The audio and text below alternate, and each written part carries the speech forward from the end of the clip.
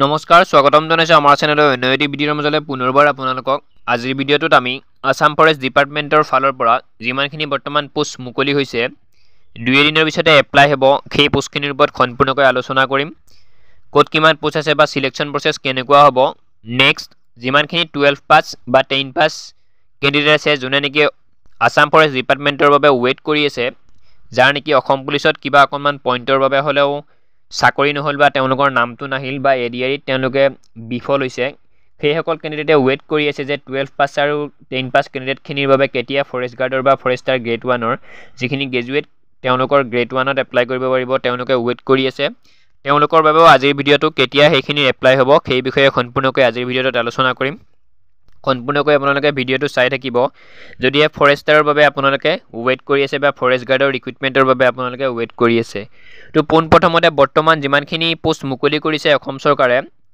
সেই পোষ্টখিনিৰ ওপৰত সম্পূৰ্ণকৈ আলোচনা কৰোঁ আপোনালোকে যদি ভাবি আছে এই পোষ্টখিনিত 12 পাছ বা 10 পাছখিনিও আবেদন কৰিব পাৰিব বুলি সেইটো সম্পূৰ্ণ মিছা কথা সেইটো আপোনালোকে আশা কৰি থাকিব নালাগে কিন্তু প্ৰিপাৰেশ্যন এতিয়াৰ পৰা আৰম্ভ কৰক ফৰেষ্ট গাৰ্ড ফৰেষ্টাৰ গ্ৰেড 1ৰ পোষ্টটো খুব কম দিনৰ পিছতে মুকলি হ'ব এই এপ্লিকেশ্যনখিনি এই এপ্লাইখিনি চলি যোৱাৰ পিছে তো মেইন টপিকটোৰ ফালে আগবাঢ়িছোঁ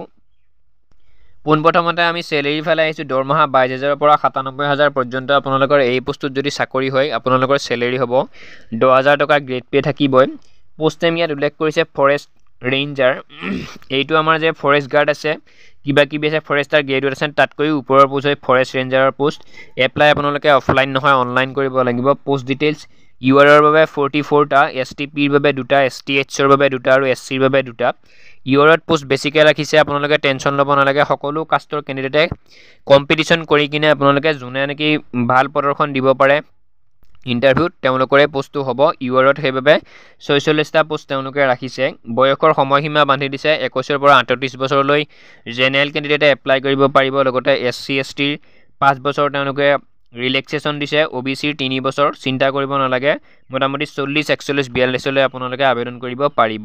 আৰু বয়সটো ধৰা হ'ব 1 জানুৱাৰী 2025ৰ ভিতৰত আপোনালোকৰ বয়সটো ধৰা হ'ব এডুকেশ্যন কোৱালিফিকেশ্যনৰ কথা উল্লেখ কৰিছে বেচেলাৰ ডিগ্ৰী আপোনালোকৰ ছায়েন্সৰ পৰা হ'ব লাগিব লগতে ইঞ্জিনিয়াৰিং যদি কৰিছে তেওঁলোকেও আবেদন কৰিব পাৰিব ইয়াত বাকী ধৰ উচ্চতৰ যিমানখিনিয়ে হায়াৰ ছেকেণ্ডাৰী কমপ্লিট কৰিছে বা মেট্ৰিক পাছ কৰিছে তেওঁলোকে এপ্লাই কৰিব নোৱাৰে এইটো অকণমান ওপৰৰ পোষ্ট হয় কিছুমান ছাবজেক্ট ইয়াত উল্লেখ কৰিছে সেই ছাবজেক্ট কেইটাৰ ভিতৰত যদি আপোনালোকৰ ছাবজেক্ট আছে তেতিয়াহে আপোনালোকে আবেদন কৰিব পাৰিব এগ্ৰিকালচাৰ আছে বটানী আছে কেমেষ্ট্ৰি আছে এনভাইৰমেণ্টেল ছায়েন্স আছে forestry geology horticulture physics veterinary science আৰু কেইটামান কিবা কিবি ছাবজেক্ট আছে যিকেইটা নেকি ছায়েন্সৰ ভিতৰত পৰে বা ইঞ্জিনিয়াৰিঙৰ ভিতৰত পৰে সেইকেইটা ছাবজেক্টৰ ভিতৰত যদি আপোনালোকৰ এটা হ'লেও আছে ইয়াত আপোনালোকে আবেদন কৰিব পাৰিব এতিয়া হৈছে এপ্লিকেশ্যন ফিজ যিটোত নেকি আমাৰ কেণ্ডিডেটখিনি অকণমান কনফিউজ আছে বৰ্তমানো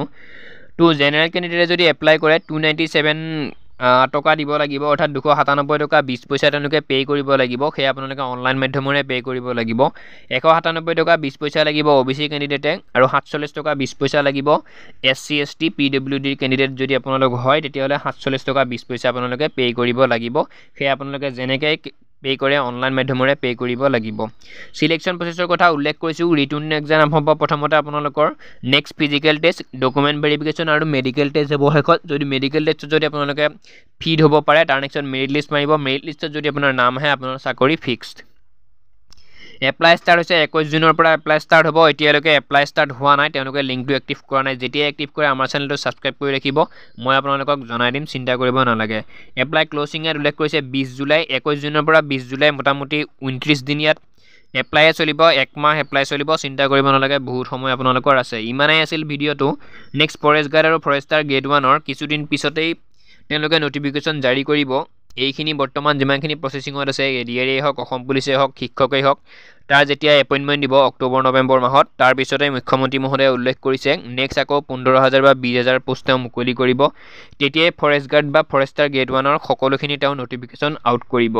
তো সম্পূৰ্ণ ভিডিঅ'টো ইমানে আছিল যিমানখিনি নেকি কেণ্ডিডেটে মেট্ৰিক পাছ বা হায়াৰ ছেকেণ্ডাৰী পাছ আছে তেওঁলোকে ভাবি আছে আমিও ফৰেষ্ট গাৰ্ডৰ বাবে ৱেইট কৰি আছোঁ তো তোমালোকে এতিয়াৰ পৰা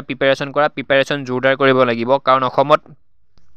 5-6 হাজাৰ পোষ্টৰ কাৰণে 20-15 লাখ কেণ্ডিডেটে এপ্লাই কৰে আজিৰ যুগত সেয়েহে কম্পিটিশ্যন মেইন যোনে নেকি কম্পিটিশ্যনত যোগদান কৰি কিনে ভাল ফলাফল দেখুৱাব পাৰে যোনে নেকি ভাল নম্বৰ